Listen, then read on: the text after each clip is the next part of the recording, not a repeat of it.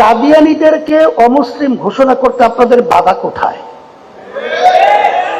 আমরা পরিষ্কারভাবে বলবো, যদি আপনারা বাংলাদেশের সম্মানিত ওলামায়ে কেরাম মুসলমানদের পালস বসতে আপনারা ভুল করেন, তাহলে বারবার কিন্তু আপনারা বিভিন্ন জায়গায় সেখানে আপনারা ফল্ট করবেন, ধরা খাবেন, সেখানে কিন্তু বারবার আপনারা সমস্যায় পড়বেন।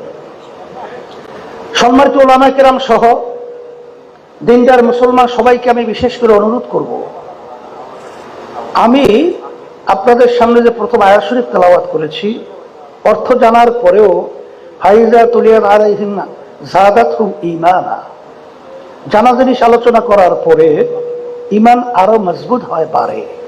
সেদিক থেকে যদি আমাদের কার্যক্রমগুলো সব একমাত্র আল্লাহ রাব্বুল আলামিনকে রাজি খুশির জন্যই আমরা করতে পারি, আমার মন বলছে অল্প সময়ের ব্যবধানে ওয়ালা তাহিনু ওয়ালা তাহজানু ওয়া আনতুমুল আ'লাউনা ইন কুনতুম মুমিনিন, বিজয় আমাদের আসবে, কোনো সন্দেহের অবকাশ নেই।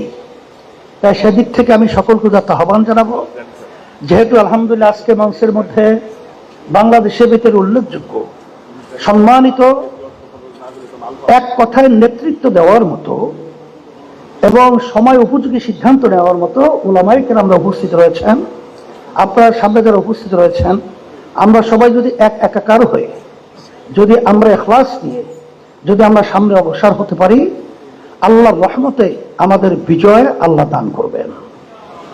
এই আশা রেখে সকলকে ধন্যবাদ জানিয়ে আমি আমার আলোচনা শেষ করছি।